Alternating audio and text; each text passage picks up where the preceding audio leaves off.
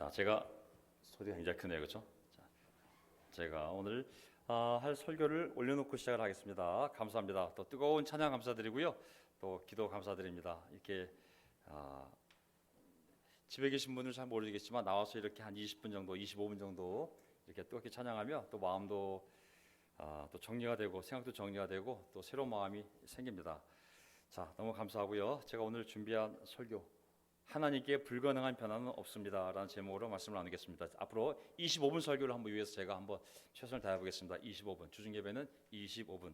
자, 오늘 광고 중에 하나는 뭐냐면요, 4월 9일 날 부활절 예배가 있습니다. 4월 9일 날 부활절 예배는 한국에 있는 모든 교회들 다 모여서 한 군데서 종로 5가에 있는 여전도 회관에서 오후 2시에 예배를 드릴 예정이고, 자세한 내용들은 제가 이번 주일날 다 함께 모인 자리에서 다시 한번 광고를 드리도록 하겠습니다. 그리고 부활절 예배가 끝나면 저는 바라기는 아마 우리가 40일 동안 회개의 시간을 보내고 또 부활절 예배를 드리고 난 다음에 그 다음 주부터는 우리의 좀 변화된 삶도 좋을 것 같아요. 그래서 말씀드렸다시피 우리가 캠퍼스로 돌아갈 수는 없지만 다시 싱글로 우리 결혼 장년 모르신데 돌아갈 수는 없지만 다시 뜨거운 마음을 불러일으키기 위해서 우리의 삶을 한번 좀 열정적으로 만들면 어떨까라는 생각을 가지고 화요일부터 우리가 모임을 생각하고 있습니다. 우리 한참 우리 싱글 형제자매들 또 우리 결혼 형제자매들 옛날 생각해 보면 캠퍼스 때 싱글 때 매일 저녁 모여서 전도하고 성역 공부하고 정말 어떤 시스템 때문이 아니라 하나님을 사랑하는 마음을 가지고 또 열심히 살지 않았습니까? 저는 화요일날 저녁에 다시 4월 9일날 벌절 예배 끝나면 화요일날이 4월 10일이거든요. 4월 11일날 교회에 모여서 오시는 분 다 오셔서 방문절 데려다 줬습니다. 누구도 오셔서 함께 찬양을 하고 그리고 또 기도하면서 다시 한번 뜨거운 마음을 불러일으키면 좋겠습니다. 또 목요일에는 우리 옛날에 했던 바이블톡을 생각하면서 또 어디 가서 모일 수는 없지만 또 집에서 줌으로 함께 바이블톡을 하면서 또 배운 말씀도 나누고, 그리고 금요일에는 또 함께 기도도 하고, 지금 목요일 금요일 기도 모임이 있긴 한데 목요일 하루를 다시 빼서 바이블톡처럼 함께 서로 배운 것을 나누는, 레슨하는 것이 아니라 서로 나누는 시간을 가져보고자 합니다.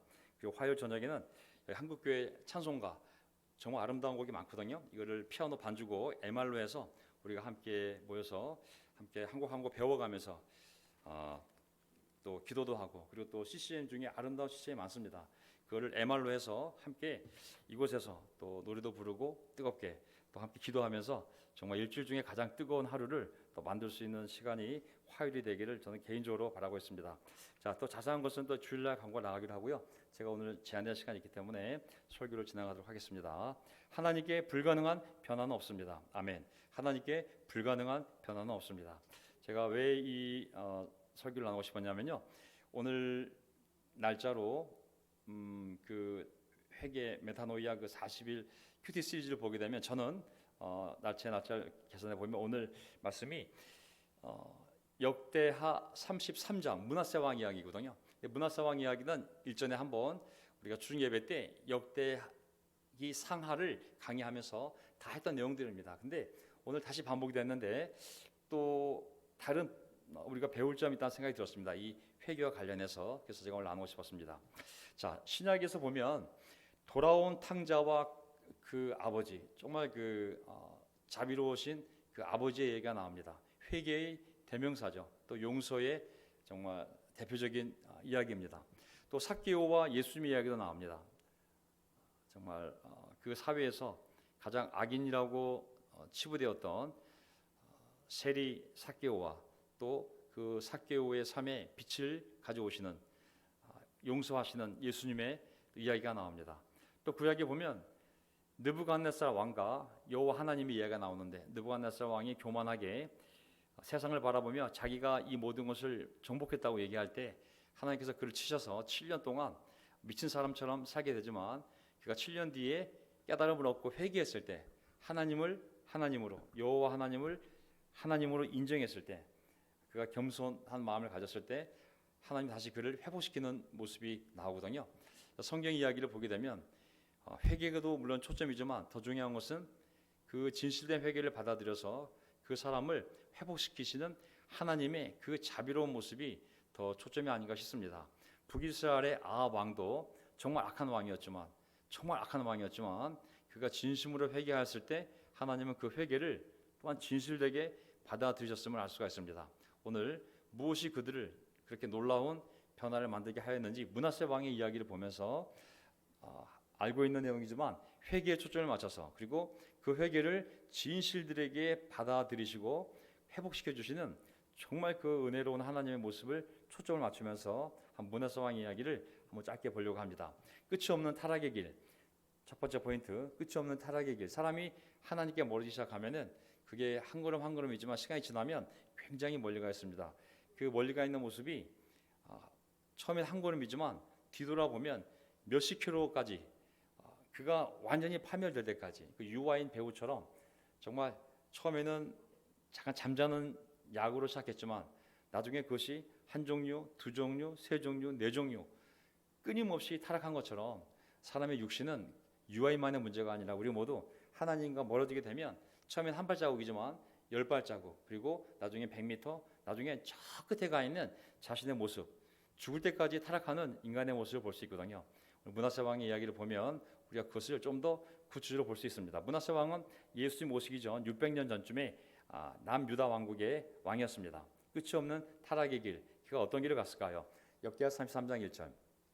므낫세가 왕이 되었을 때에 그는 12살이었다. 그는 예루살렘에서 55해 동안 다스렸다. 알다시피 므낫세의 아버지는 그 유명한 히스기야, 정말 남유다 왕국에서 종교개혁을 일으켰던 정말 종교개혁의 대명사, 정말 훌륭한 왕이었습니다. 참으로 영적인 왕이었는데 아들은 그 아버지의 모습을 닮지 않았습니다. 때로는 자녀들의 모습이 아버지의 최선 노력에도 불구하고 다른 길을 가는 많은 성경 이야기들이 있습니다. 아들은 우상 숭배자의 대명사였습니다. 그 아버지, 그 아들이 되길 바랬지만 아버지는 놀라운 정말 하나님을 사랑하여 엄청난 종교개혁을 일으킨 사람이었지만 그 아들은 철저한 우상 숭배자가 되었습니다. 영적인 망나니가 된 것이죠. 12살의 나이에 왕이 되어서 아마 그 측근들의 영향이지 않겠습니까? 2절. 그는 주님께 보시기에 악한 일을 하였다. 그는 주님께서 이스라엘 자손이 보는 앞에서 쫓아내신 이방 사람의 역겨운 풍속을 따랐다. 하나님을 따랐으면 좋았을 텐데 그의 조상 다윗 왕을 따랐으면 좋았을 텐데 그가 말씀을 따르지 않고 이렇게 역겨운 이방 사람들의 풍습을 따랐습니다. 아버지가 갔던 개혁의 길과 정반대의 길이었고 아버지가 갔던 하나님을 사랑하던 영적인 길과 정반대의 우상 숭배 길로 걸어갔습니다. 어린 나이에 무엇을 알았을까요? 아마 측근들의 영향이었겠죠. 3절. 그는 아버지 히스기야가 헐어버린 산당들을 오히려 다시 세우고 바알들을 섬기는 제단을 쌓고 아사라 목상들을 만들고 하늘의 별을 숭배하며 섬겼다. 정말 그 당시에 우상 숭배의 근원지였던 산 속에 있는 신당, 합쳐서 산당이라 부르죠. 그것을 아버지 히스기야가 헐었더니 이 자식놈이 다시 우상 숭배를 하는 그 근원지인 이 산당을 다시 복구하고 그리고 각종 우상을 섬길 수 있는 제단과 그 상들을 만들어 놓고 그리고 섬겼다고 나와 있습니다. 하여간 하나님 하지 말라고 한 너희들 이거 하면 죽는다라고 했던 모든 우상 숭배의 모든 형태들을 다 이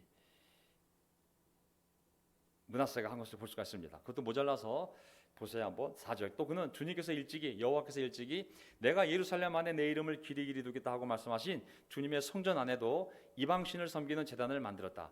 주님의 성전 안팎 두 뜰에도 하늘의 별을 섬기는 제단들을 만들어 세우고 아들들을 흰놈의 아들 골짜기에서 번제물을 살라 바쳤으며 점장이를 불러 점을 치게 하고 마술사를 시켜 마법을 부리게 하고 악령과 귀신들을 불러내고 묶어놨다.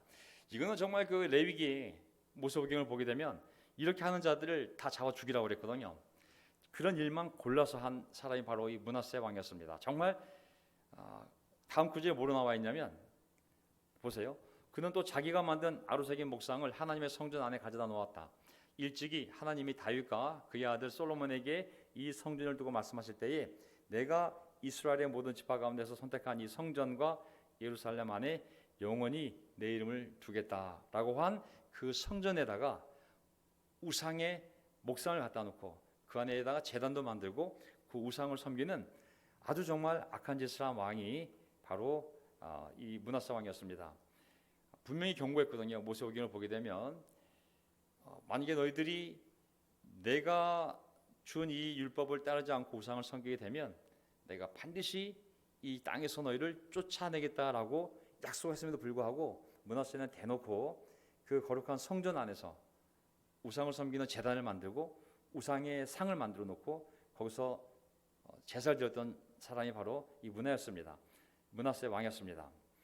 그의 삶은 한마디로 이렇게 하여 그는 주님께서 보시기에 악한 일을 많이 하여 주님께서 진노하시게 하였다. 정말 용서하기 어려운 사람 아니겠습니까?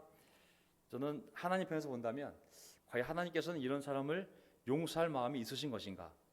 설사 그가 회개한다 하더라도. 두 번째, 이 정도까지 간 사람이면 인간 편에서 봤을 때 과연 므낫세 마음속에 1%라도 회개할 가능성이 있을까?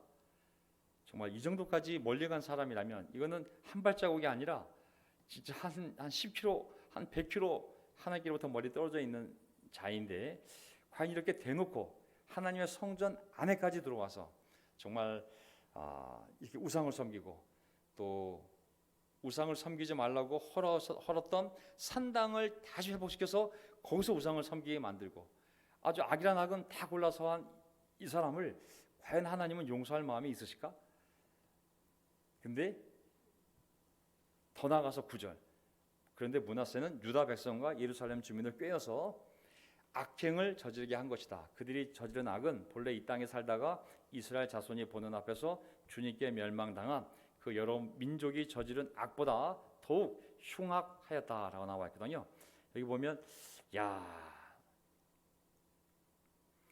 본인만 죄를 지은 것이 아니라 백성들까지 전부 명령을 하여 또 권장하여 이 악한 죄악을 저지르게 한 죄를 생각해 보면 어떻게 보면 정말 갑자기 벼락을 맞아 죽지 않은 것이 신기할 정도로 많은 죄악을 범한 것을 알 수가 있습니다. 아마 그가 다윗 집안의 후손이라는 점, 그리고 히스기야라는 그 아버지의 영적 빽이 없었더라면 아마 살아생전에 벼락을 맞아 죽었을 텐데, 아마 죽었어도 아주 비참하게 심판을 받아 정말 죽었을 것인데, 그가 이 살아있는 모습을 보면 정말 신기할 정도로 하나님 보시기에 정말 악한 일만 골라서 성전 안에서 성전 밖에서 자기뿐만 아니라 백성들까지 정말 총체적으로 죄를 짓게 한 장본인이 바로 이 므낫세였거든요. 자, 근데 어떻게 이거 보면은 한 왕이 타락할 때 그 백성들과 함까지 전염이 되고 또 그 백성들과 함께 죄를 지은 것은 이스라엘 역사의 반복인 것 같습니다. 저는 이스라엘 역사는 교회 역사랑 똑같거든요. 구약 교회가 이스라엘이기 때문에 저는 신약의 이스라엘이 바로 또 교회거든요. 저는 교회의 모습을 봐도 이 리더십의 죄악은 그 디체인, 그 디그룹, 그 측근들을 통해 온 공동체에 퍼지게 되어서 결국 그 리더와 공동체가 함께 갈 수밖에 없거든요. 요즘 그 JMS도 나오지만 정명석 이야기도 나오지만 저는 벌써 몇 년 전부터 이 정명석 얘기하지 않았습니까? 이 사람 성중독자라고. 이 사람이 교조가 돼서 지금 이 많은 문제를 일으키고 있지 않습니까? 또 신천지도 말씀을 드렸고 이슬람교도도 제가 가장 큰 이단이 이슬람교라도 말씀드렸고, 자, 모든 이단들의 특징이 뭐냐면 모든 이단들의 특징이 원맨 리더십이에요. 원맨 리더십. 원맨 리더십이 다 이단은 아니지만 이단들의 특징이 거의 100% 원맨 리더십입니다. 원맨 리더십이 아니더라도 그 측근 그룹들이 있긴 하죠. 근데 그것은 문이죠, 문이. 그 문이이고 실제로 그 원맨 리더십을 서포팅하는 그룹들이 여러 명칭으로 그 원맨 리더십을 둘러싸고 있는 것이죠. 남들이 보면 그 주변 사람들이 인도하는 것 같지만 실제로는 원맨 리더십이 인도하는 거거든요. 그들의 구조는 철저하게 하이어라키, 이 상하 계급 조직이거든요. 상명 하달의 조직이기 때문에 피라미드 조직을 가지고 있음을 알 수가 있습니다. 므낫세가 타락할 때 그의 신하들 또 그 신하들을 통해서 백성들까지 같은 방향으로 갔었던 것은 바로 이런 구조였기 때문에 구약 공동체가 이렇게 될 수밖에 없었던 것이죠. 어느 조직이든 이게 하나님의 백성으로서의 서로 존중하는 조직이 아니라 상하의 서열 관계에 의해서 피라미드형 조직이 되면 그 한 사람이 잘못된 말미암아 공동체 잘못되는 것은 시간 문제가 아닐 수가 없습니다. 사람이 기준이 되고 사람을 따르는 조직은 입으로는 하나님을 따른다 하지만 그 조직 자체가 폐쇄적이고 쇠뇌적이기 때문에 외부로부터의 그 소통을 막아버리고 그들 리더의 생각만을 듣게끔 강요되기 때문에 사람들은 결국은 그 리더를 닮아갈 수밖에 없고 거기 안에 설득되고 쇠뇌되고 그러다 보면은 기득권을 갖게 되고 그 안에 인간적인 관계를 맺게 되고 결국은 결코 벗어나기가 어려운 것이거든요. 저는 명동교회가 이런 구조로 안 가는 것에 대해서 너무 감사하게 생각합니다. 아멘. 저는 우리 안에 있는 바울적인 노자들이 열심히 하모밴드에 들어가시고 또 열심히 KTT에 가입하셔가지고 정말 주미팅도 열심히 하시고 정말 명동을 위해서보다도 한국교 연합을 위해서 더 열심히 하시는 모습에 대해서 아주 감사하게 생각합니다. 저는 이런 부분에 대해서 정말 우리가 더 잘못된 구조에서 사람들이 잘못된 방향으로 가지 않도록 논의에 강조했지만 설교도 절대 제 설교만 듣지 말고 다양한 사람들의 설교를 꼭 들으시라고. 한 사람이 또 한 교회가 한 신학자가 결코 하나님의 완벽함을 다 표현할 수가 없거든요. 그렇기 때문에 그런 다양성 속에서 하나님을 찾아가도록 논의에 얘기했었는데 저는 그런 방향으로 교회가 온 것에 대해서 아주 기쁘게 생각합니다. 자, 변화의 시작은 뭐냐면 고난입니다. 어떻게 므낫세가 이 변화를 맞이하게 되었을까요? 그의 삶에 고난이 왔기 때문에 가능했던 일이거든요. 자, 이 고난 때문에 므낫세가 하나님으로부터 100km 멀리 떨어져 있었지만 변화가 가능했던 것이죠. 주님께서 므낫세와 그의 백성에게 말씀하셨으나 그들이 듣지 않았으므로 11절 아시리아 왕의 군대 지휘관들을 시켜 유다를 치게 하시니 그들이 므낫세를 사로잡아 쇠사슬로 묶어 바빌론으로 끌어갔다. 여기 보면 므낫세와 그의 백성들에게 선지자를 보내서, 물론 그 선지자가 성경에 나오진 않지만 여러 번 말씀하셨겠죠. 근데 그들이 듣지 않았으므로, 한두 번이 아니라 여러 번 얘기했어도 듣지 않았으므로 수십 년에 걸쳐 얘기했지만 듣지 않았으므로 아시리아 왕의 군대 지휘관들을 시켜, 누가 시켰겠습니까? 하나님께서 유다를 치게 하시니 그들이 므낫세를 사로잡아 쇠사슬로 묶어 바벨론으로 끌어갔다. 여기 보면 이 나라 이스라엘의 이 므낫세 왕의 이 나라나 교회도 마찬가지거든요. 이 죄악도 시스템을 갖추고 있기 때문에 시스템은 시간이 지나면서 사람들을 무력화시키거든요. 이게 사람이 시스템 안에 들어가게 되면 시스템을 벗어나기가 굉장히 어려워요. 좋은 시스템, 나쁜 시스템이든 사람이 그 시스템 안에 갇혀지게 되면 개인으로서의 건전한 판단력, 분별력, 선한 양심, 또 건강한 이성적인 의문, 이성적인 의구심을 가질 능력조차 상실하게 만들기 때문에 그 문화 속에서, 그 시스템 속에서 대를 이어가며 타락해가는 것이거든요. 우리가 봤을 때는 야, 어떻게 사람이 저렇게 멀리 갈 수가 있지? 정명석이 그 일어난 그 주변의 일들을 보게 되면 아니 이 시대에, 이 21세기에 어떻게 저런 원시적인 저런 타락한 일들이 무당도 아니고 기독교란 이름으로 저렇게 샤프한 변호사, 검사, 정치인들, 국회의원들, 또 그 안에 있는 많은 대학생들, 가장 이성적인 사람들이 정말 저렇게 쌍스럽고 말도 거칠게 하고 생긴 거는 완전히 초보처럼 생겨가지고 교조는커녕 정말 말도 안 되는 그 상스러운 얼굴을 가진, 그 말투를 가진 그 사람이 그렇게 설교하고 인도하는데도 그것을 메시아라 생각하고 때려도 못 나가고 성폭력해도 못 나가고. 자, 그걸 보면 한심하다는 생각이 들지만 우리도 조심해야 될 게 뭐냐면 사람은 자기가 가진 시스템을 벗어나기가 굉장히 어려운 거거든요. 사람은 자기가 속한 시스템을 한 번도 의심 안 하거든요. 장로교는 그 안에서 완벽하다고 생각하고, 감리교는 그 안에서 자기가 완벽하다고 생각하고, 카톨릭은 그 안에서 자기가 완벽하다고 생각하고, 우리도 또한 그런 생각을 가진 사람들이 많이 있을 수 있거든요. 우리 운동이 참된 하나님의 운동이라면 우리도 겸손하게 우리가 항상 틀릴 수 있음을, 우리가 하나님의 말씀을 빗나갈 수 있음을 항상 의식하며 오픈된 시스템으로, 폐쇄된 시스템이 아니라 오픈된 시스템으로 가야 되는 점이 있습니다. 아멘. 네, 아멘. 그래서 우리가 그렇게 겸손한 마음으로 계속 나아가면서 이 안에서 건전한 판단력, 건전한 분별력, 그리고 건전한 양심, 그리고 잘못된 것에 대한 이성적인, 성경적인 의문, 그리고 뭔가 잘못됐다면 성경적인 의구심을 갖고 그에 대해서 퀘스천을 해야지. 그것이 이루어지지 않는 집단은 결국은 패스적이 되고 결국은 그 안에 시스템에 갇혀서 어떤 변화도 만들 수 없는, 므낫세와 그의 백성에게 말씀하셨으나 그들이 듣지 않는 공동체가 될 수 있는 가능성이 모두에게 있다는 것을 항상 염두에 두고 우리가 깨어 있어야 될 점 있습니다. 12절 므낫세는 고통을 당하여 주 하나님께 간구하였다. 고통을 당하니까 주 하나님께 간구하였다. 그는 조상의 하나님 앞에서 아주 겸손해졌다. 고통의 목적과 기능이 여러 가지가 있는데 그 중에 분명한 목적 중에 하나는 악인들의 회개를 불러일으키는 것을 분명히 알 수가 있습니다. 고통의 분명한 목적 중에 하나는 악인들의 회개를 불러일으키는 것임을 분명히 알 수 있습니다. 고난만이 겸손을 만들 수 있는 사람들이 있습니다. 절대 고난이 아니라면, 고통이 아니라면 돌아설 수 없는 사람들이 있기 때문에 때로는 하나님의 고난을 통해서 그 사람을 회개로 부르는 경우가 있습니다. 매를 들어야지만 겸손해 주시는 사람, 바로 그 사람이 므낫세였습니다. 물론 대부분의 사람도 그렇지만은 어쨌든 특히 므낫세는 이 강력한 고통을 통해서 끌려갈 때 끌려가다라는 이 히브리어 단어 여기에 그들이 므낫세를 사로잡아 아시리아 왕의 군의 지휘관들이 쇠사슬로 묶고 바빌론을 끌고 갔다 그랬잖아요.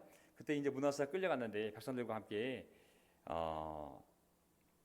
이 끌어갔다는 히브리어 단어가 정확히 발음을 제가 확인을 못했는데 그 뜻이 하나가 뭐냐면 코를 묶고 쇠사슬로 코를 묶고 끌고 가다는 문자적인 뜻이 있어요. 그래서 아마 므낫세도 이렇게 끌려가지 않았겠는가라고 추측을 하고 있습니다. 비참하지 않습니까? 그 먼 길을 아시리아까지 굉장히 그 먼 길을 쇠사슬에 코 갈고리에 꿰어서 끌려갔다는 것은 정말 그 고통이 어떠했는지를 알 수가 있습니다. 므낫세는 그런 고통을 당해야지만 회개할 수 있는 사람이었던 것이죠. 세 번째 포인트, 회복의 시작. 회복 시작은 바로 겸손입니다. 아까 여기서 봤을 때 변화의 시작이 고난이었다면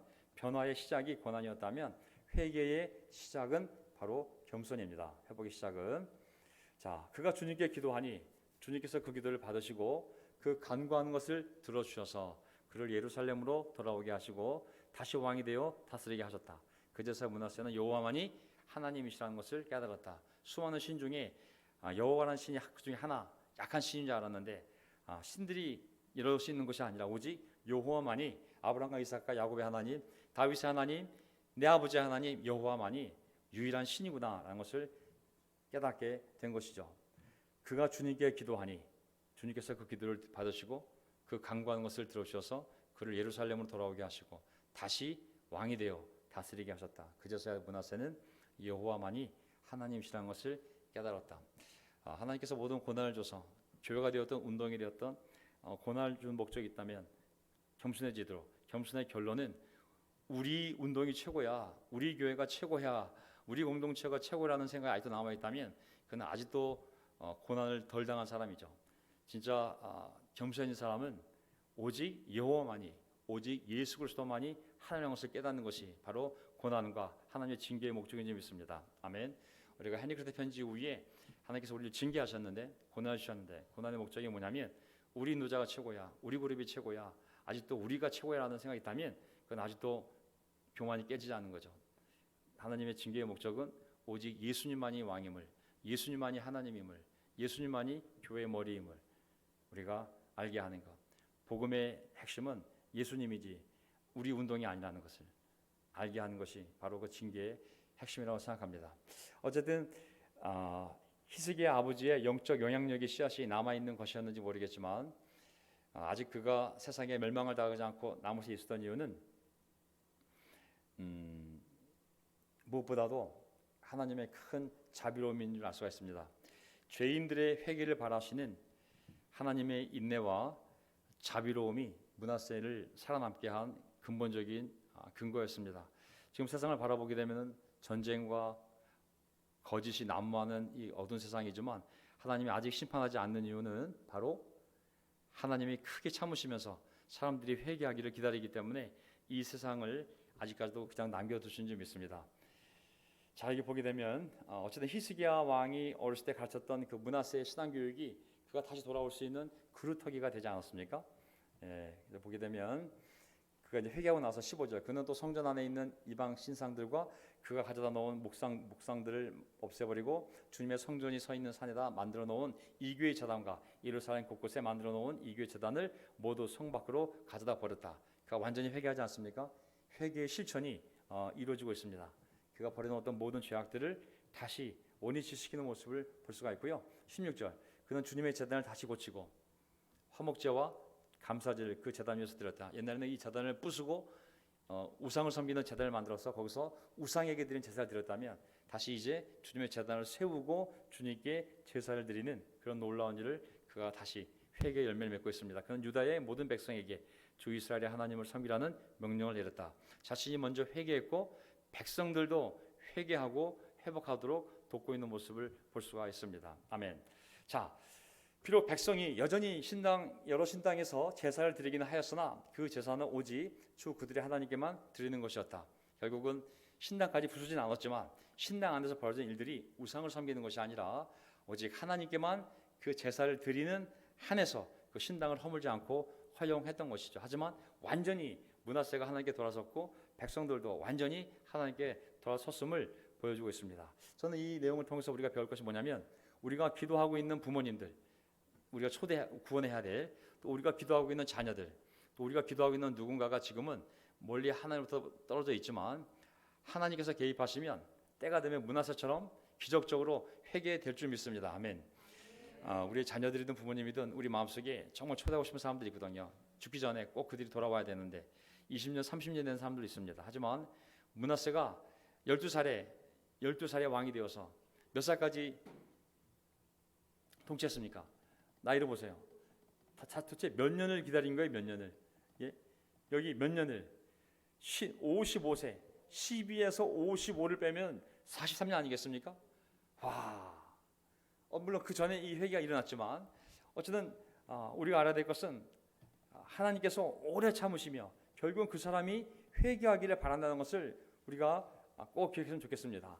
오래 참음으로 죄인들을 구원하시는 하나님, 정말 창세 이래 오래 참으셨다가 때가 되니까 자기 아들을 보내셔서 인류를 구원한 것처럼, 그래서 우리 모두 하나님께서 오래 참으시는 것은 우리를 구원하기 위하심임을 항상 기억하시고, 우리 자녀에 대해서 또 우리 부모님에 대해서 절대 포기하지 말고 므낫세처럼 하나님이 개입하셔서 정말 놀라운 사람으로 변화될 수 있음을 우리가 꼭 기억합시다. 아멘. 여기 보면 베드로후서 3장 9절 마지막 구절, 어떤 이들이 생각하는 것 같이 주님께서는 약속을 더디 지키시는 것이 아닙니다. 도리어 여러분을 위하여 오래 참으시는 것입니다. 여러분을 위하여 오래 참으시는 것입니다. 하나님께서는 아무도 멸망하지 않고 모두 회개하는 데에 이르기를 바라십니다. 아멘.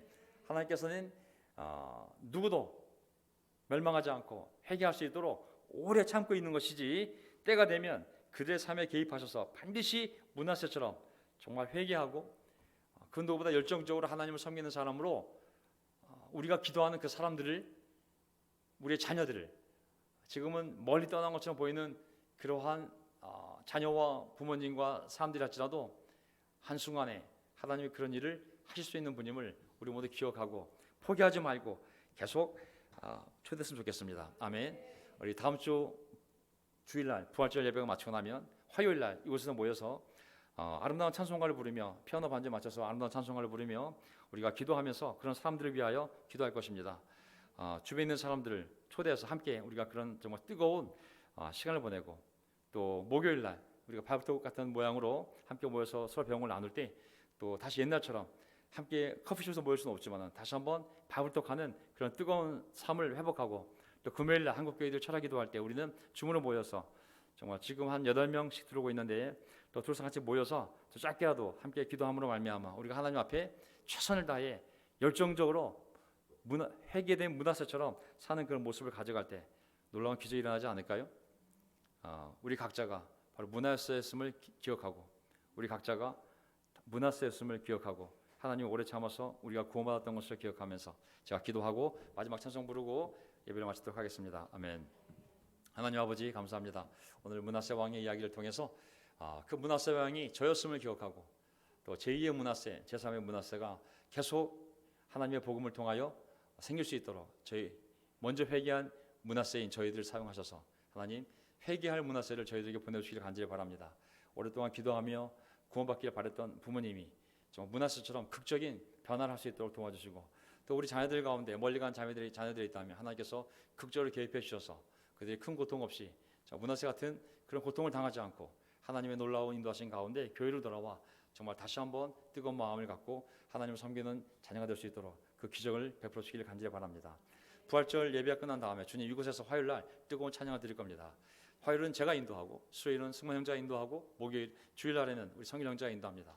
제가 그동안 형제들과 부르고 싶었던 아름다운 한국교회 찬송가들을 함께 부르면서 주님 앞에 뜨거운 기도를 올릴 때 하나님 이 자리에 함께 해주시고, 또 수요일날 찬양하며 기도할 말씀을 나눌 때 이 자리에 함께 해주시고, 목요일날 저희들이 발부탁을 하면서 함께 정말 배움 신앙을 나눌 때 그 자리에 함께 해주시고, 금요일 형제들이 모여서 정말 기도를 올릴 때 하나님 그 자리에 함께 해주셔서 저희가 오히려 싱글 때보다 캠퍼스보다도 더 열정적으로 하나님 앞에 나아가는 그런 모습으로 나아갈 때 하나님 제2의 므낫세, 제3의 므낫세들이 이 교회를 통하여 또 이 공동체를 통하여 하나님이 자녀 부르는 모든 사람들 통하여 계속 나올 수 있도록 도와주시기를 간절히 바랍니다.